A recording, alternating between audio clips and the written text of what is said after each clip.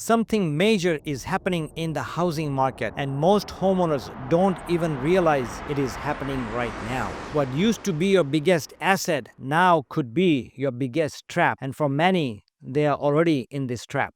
In this video, I'm breaking down the hidden shift leaving so many homeowners unable to sell or stuck in a situation, and what you can do right now to protect your wealth before it's too late. I'm Mike Patel, by the way, and if you're visiting here for the first time, welcome to my channel and thank you. According to the Federal Reserve, nearly 70% of America's equity is held by homeowners who are older and are boomers. But many of that money is stuck in properties that younger buyers simply can't afford today. So let's look at what's really behind this trapped wealth problem and how it's reshaping the market. As you can see from this chart from the Federal Reserve data of 2024, let's look at the US wealth by generation. On the top, you can see that baby boomers owned 50% of net wealth in 2023, and they hold $76.2 trillion worth of assets, just the baby boomers. Gen X comes down to $37.8 trillion. Then we have the silent generation with $19.7 trillion. And then we have the millennials who own or have a $13.5 trillion worth of wealth. You've built equity for decades. You believe you can sell when ready. But what if you find no one will buy at your price? That's the exact problem thousands of homeowners are facing today and right now. And they're stuck in the homes, and many cannot even sell their homes. And that's making their life difficult. According to the National Association of Realtors, they are saying that the average age of a home buyer today is 38 years old, and I will get into more details as we move along towards the end. As you can see, the demographics is changing in USA, and it has been changing for a while. According to this chart from US Census Bureau, the share of the selected age groups in the total US population, it shows from 1990 to 2020. As you can see, under 25 years old in 1990s, there used to be a very high percentage. If you come back to today, as of 2020, that percentage has gone down from 36% to 31%. The boomers in 1990 were at 12.6%, but today that has changed. It has gone up by almost 4% to 16.8%. Let's look at household formation to rise with aging millennials. According to this chart, here's what's happening. Fewer younger families, fewer large households, less demand for the big home model built in the boom years. That's part of why there's a difficulty of selling homes today, especially the older homes, selling it to the newer and the Gen Zs. They probably don't like the style and the way the layout is. In the US, the share of people 65 plus has grown while under 25 has declined. This flips the script on buyers really need. For you as a homeowner, that means the pool of buyers for your home type may actually shrink, especially if your home is large, family size, and it carries a high price tag. There are lots of boomer millionaires today. Most of them have their wealth from their home equity. They've owned their home for 20 years, 30 years, 40 years, and they're sitting in a lot of wealth. What happens if that wealth goes down? And how can their wealth go down? Well, if their real estate prices or the home values go down, their net worth goes down. According to this chart, own the largest share of real estate wealth. After surpassing the silent generation in the year 2000, people born between 1946 and 1964 have held the most real estate wealth for more than 2 decades. Today, baby boomers allot for over 45% of the US wealth in real estate. That's a huge numbers ranging in the trillions and trillions of dollars. Let's look at this stat by Realtor.com. It says here that the real estate assets by generation, if you look at the big green line there, the baby boomers hold $19.51 trillion worth of assets just in real estate. The next is Gen X with 14.4% or $14.4 trillion.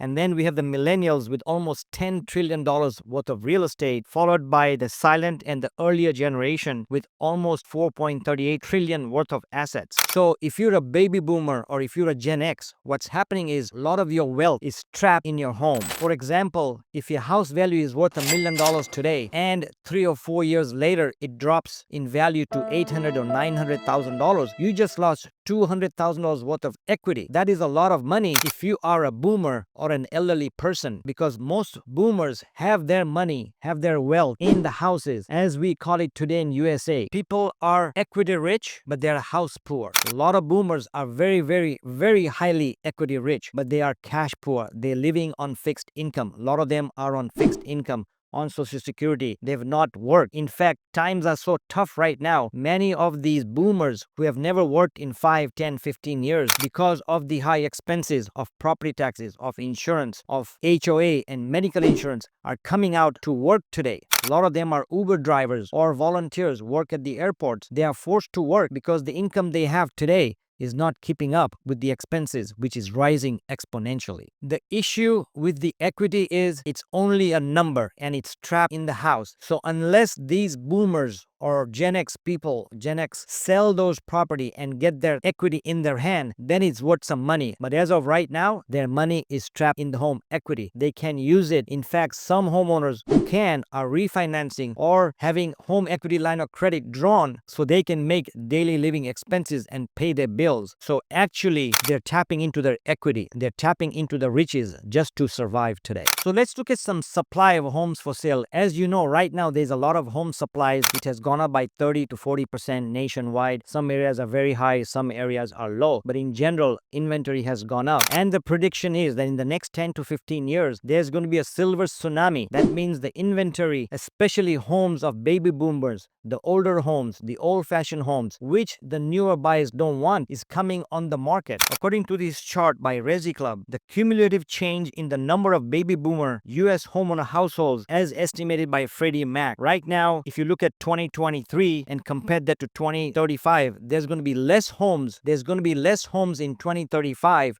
that are owned by boomers. But in the meantime, the inventory and the supply is going to be up until 2035. So there's a big wave of inventory coming on the market. So when will the silver tsunami hit? According to this chart by US Census Bureau, currently owner-occupied homes whose residents will be seniors or 60 plus and are estimated to pass away at an annual rate. Right now, if you look at the difference between 2020 and 2040, there's a big rise in the owner-occupied homes coming on the market. Currently, I've seen a lot of homes in Southern California, to be specific, are coming on the market where their parents are passing away or they're downsizing or they cannot live in that house because they're alone and it's a huge house, 4-bedroom, 5-bedroom, 6-bedroom. They cannot keep up with it. So either they're selling it and they're having a hard time selling it because the millennials and the younger generation prefer not to have those kinds of homes. So we have a double whammy. In one way, homes are coming on the market, but the younger generation don't want those homes. They want the modern homes. They want the smaller homes. They want the smaller yards. They don't want the maintenance. On top of that, a lot of the younger generation cannot afford these big homes. In Anaheim Hills, California, where I'm at, the medium home price is $1.2 million. So to make that kind of money, you have to earn over $200,000 to $250,000. Here's the catch. The medium household income in USA is only $85,000. So to buy in Southern California is a complete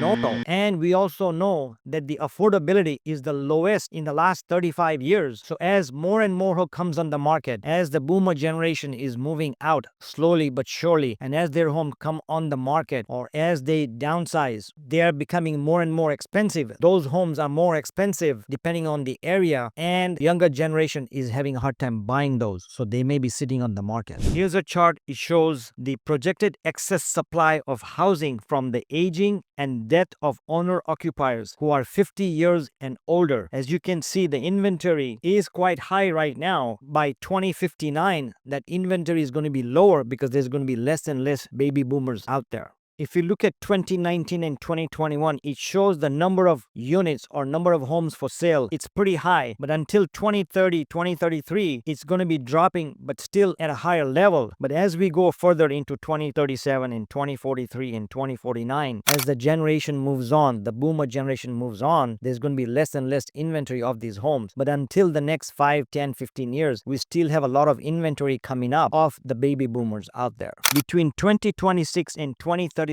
millions of older homeowners will likely sell or leave their homes. That will flood the market. The question, will buyers be there at that price you expect? If you're a homeowner thinking about selling in the next 5 to 10 years, you need to ask yourself, will I be competing with millions of similar listings, and will that depress my price? In Florida and states like Texas and Arizona, where a lot of retirees are there, the supply risk is elevated. So the more boomers there are, the more inventory is going to be. The question is, will the next generation be willing to take over those homes and move into those areas? Let's wait and see. So if you're wondering what's going to happen if I put my house for sale, or when you put it in the future, what will happen? Will you get the price or will you not get the price? Will you be able to sell or will you not be able to sell? Here's something that's explained by Resi Club. Let's look at the buyer affordability and the changing buyer profile. Let's go to the first-time home buyers. If you notice, in 1992, the average age or the median age of a first-time buyer was 28 years old. In 2010, it climbed up to 30-year-old. This is the median age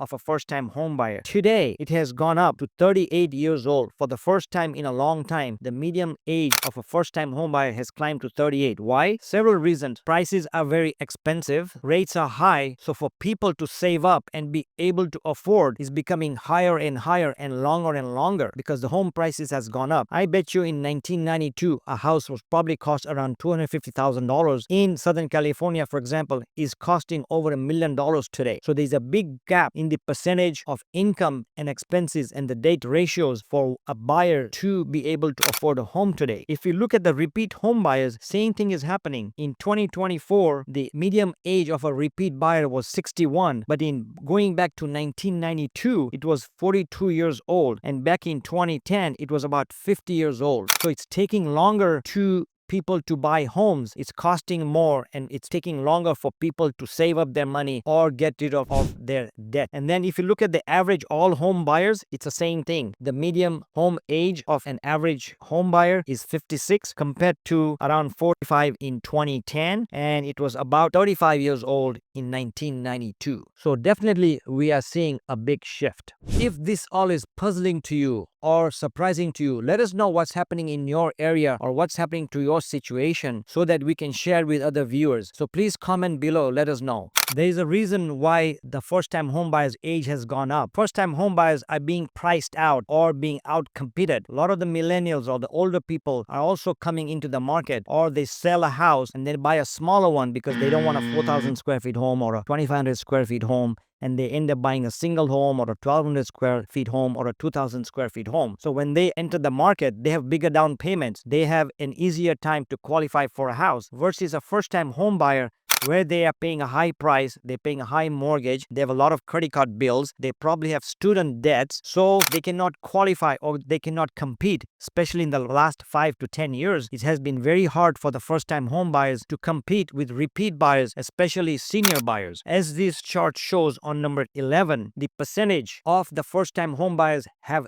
dwindled. Back in 2010, almost 50% of the homes were sold to first-time home buyers. In 1981, it was around 40%. But if you look at 2020, we are down under 30%, which reflects on the higher home prices, the higher debt, the higher interest rate, and the high cost of maintaining a house today. When you buy a house, you have high property taxes, especially today. You have high maintenance, you have high upgrade costs, you have high insurance, and your general living expenses are very high. If you have kids, if you have parents, you have groceries, gas, utilities, everything is expensive. So a lot of the first-time home buyers, especially the younger ones, cannot make it today. And if I had to guess, the pool of the younger first-time home buyers will even get smaller and smaller. So if you are a senior or a baby boomer and thinking about selling your home or planning on moving, you may start thinking about moving ahead of time and give it some thought. Here are some things you can do. The first thing is have a strategy. When are you planning on moving? Where will you move? What kind of funds will you have? How much of your equity will you use in the smaller home or a better home, and how much of the equity will you use towards your retirement? So you need to strategize and you need to start planning ahead, maybe a year ahead, 2 years, 3, 4 years ahead. The other thing is you have to price your house currently at an aggressive price and at the current market value. It's one thing of saying, oh man, I've had this house for 20, 30 years. I've worked so hard and done so much of it on my own. So yes, your house may be worth $1 million, but think about it. But you have to give it some thought. Who are the buyers buying in my neighborhood currently? Should I price it at the right price of what I want or what buyers are actually buying for? Because the last thing you want to do is put your house on the market and it takes 6 months, a year to sell your home or not even sell. So you have to price it strategically so you can sell right away, so you can carry on with your life, carry on with your next move in your next phase of your life. What's happening right now is in 2025, for the first time in the last 5, 6, 7 years, 40% of all the homes that were sold actually gave some concessions. This was not happening 5 years ago, but now that is happening. For the first time this year in 2025, we have inventory gone up 30-40% in a certain areas. For the first time, it's taking 3 to 4 months to sell homes in a long time. So there is a shift happening right now. Home prices are stabilizing. They may even go up in the next 3, 4, 5 years, but very slightly. But definitely sellers have to give concessions. Sellers need to spruce up their house. Sellers need to do some upgrades, because if the buyers are paying you the top price, they want the house to be in top condition. So you can't just sell your home as it is. You may have to fix up some things. You may have to work on your curb appeal. You may have to declutter itself. You may have to declutter your home. You may have to depersonalize your home. You may have to do some fixings like paint, etc., to bring the house up to par to what the price range you want. So timing for your exit strategy is very important. Consider downsizing earlier, converting to investments and rentals, or staging to appeal to older downsizer buyers. Avoid being trapped in equity. Remember, your equity is real only if you can realize it. And the only time you can realize your equity is when you sell it and you have your money in your hand. One of the things you might want to do is contact your local realtor or talk to your local accountant. Go through your numbers, your projected plans, and your financials, and then make a strategic decision. I have a network of agents throughout the nation, top agents. So if you direct message me, there's a link below, and I'll be glad to refer you to an agent who you can just talk to. Absolutely no obligation. The housing market overall is changing. The inflation, the unemployment, the tariffs, the high home prices, the high unaffordability, the high debt that people carry today is shifting the housing market, is shifting the way the buyers think, is shifting as to how the sellers think. But if you're a boomer, you need to have a big shift in mind and not be forced into a shift, but start thinking about the exit strategy or your current strategy. The demographics are shifting. We've seen that in all those charts. Your home equity